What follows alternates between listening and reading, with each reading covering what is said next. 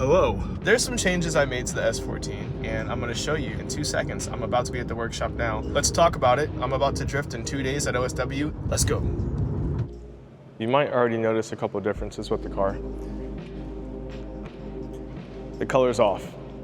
And if you're wondering why, it's because I spray painted the front fenders and the rear overs because they were yellowing, but the whole car was yellowing. So now all my Origin Lab stylish line arrows yellow and my front and rear fenders are white. And the hood is slightly yellow and the roof is so I need to fix that this year, hopefully. Something else too is a decal on this front windshield.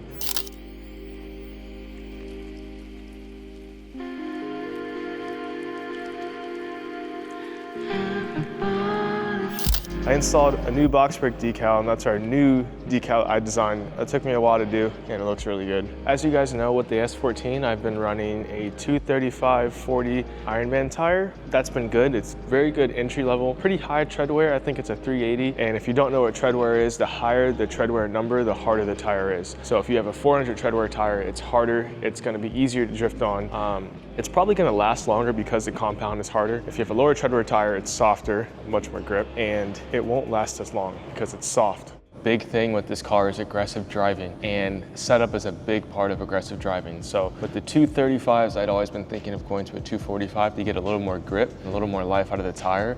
With 235 width, not bad, it's good. The wider the tire, the better heat dissipation you have. You won't bring the tires out of their heat range. They'll last a bit longer, you'll get more grip. A lot of benefits to going up in tire width. So these are 265s, and they're not Ironmans, they're Kenda KR20s. So this is an actual racing tire, an actual drift tire instead of just a beginner tire. Ironmans are good, but this is an actual tire. And I'm excited to try these out because I'll have more grip, the car will be more aggressive, I'll have better heat dissipation, these will last longer. Right now I have these at 50 PSI, and that's because they are a grippy tire. OSW doesn't have a ton of grip, so I'm assuming I'm gonna have to air down. But I started high because you don't wanna have to start low and put air in. That's a lot harder than taking air out. I did a little test on these, they do feel good. I'm excited to have actual grip in the back. That's something I've been working on for a while, is just getting the car in the back gripped up. Now I have Kendas in the front, 235/40 17s, and then 265/35 18s in the back. So I'm all around Kenda, which is cool. These suckers are $145 per tire. These are much more expensive. My Ironmans were running me maybe 87 or 90 per tire. So the cost of this is quite expensive. But hopefully because it's a wider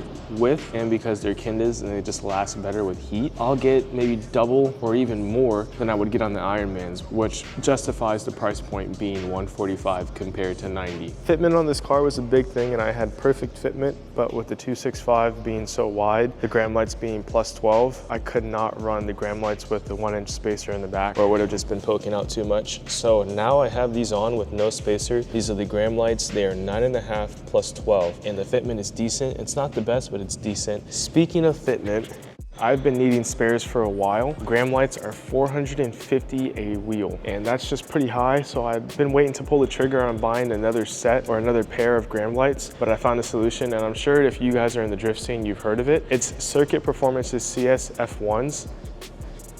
And these are the new wheels that are gonna be on the car in the back. They're drift spares, they're not the new set of wheels, but these are basically gram light replicas. These are lighter, just as strong, and they're only 200 per wheel. If you guys wanna get these, I have a link in the description where you can go and buy these. The only difference between these and the gram lights is gonna be the weight, the logo on it, because they have Circuit Performance's logo, and these are gloss black, and my grams are semi-gloss. So slightly different, but if these were semi-gloss, you would not be able to tell that these are not gram lights, especially from a distance, and that's why I love these. These are on 265 Kendas, same tire. These are some freaking big boys, man. These are no joke. But this is basically the biggest thing I did. New spares, lighter, 265 Kendas, my new decal on the car, painted the over fenders. I painted something else, so I'll show you that real fast. They look much better except for the fact that now the arrow is a different color. But you know, it is what it is this year. Let's not talk about it yet, but some plans for the car. What the heck? Why the muffler off the car? You know that I enjoy the SR sounds in this car. You know that. SR sounds matter, okay? And I was getting tired of that muffler on the track. I was getting tired of how quiet it was. Oh, shout out to my boy. He fabbed me up a little muffler track day dump tube, whatever you want to call it, I don't know. But now the car is going to be rowdy again. We're going to get that true SR sound because that really matters to me. One last thing, it has a new OEM SR power steering pump. The KA one that I put on failed within like a month and a half, which sucks. Had to buy a new one that was quite expensive. And I did lightweight billet pulleys. So the water pump pulley is lightweight and the power steering pump pulley is lightweight. And then I changed the power steering pump pulley belt. Hey, just show it off a little bit. Whoa. Whoa. That's a secret, man.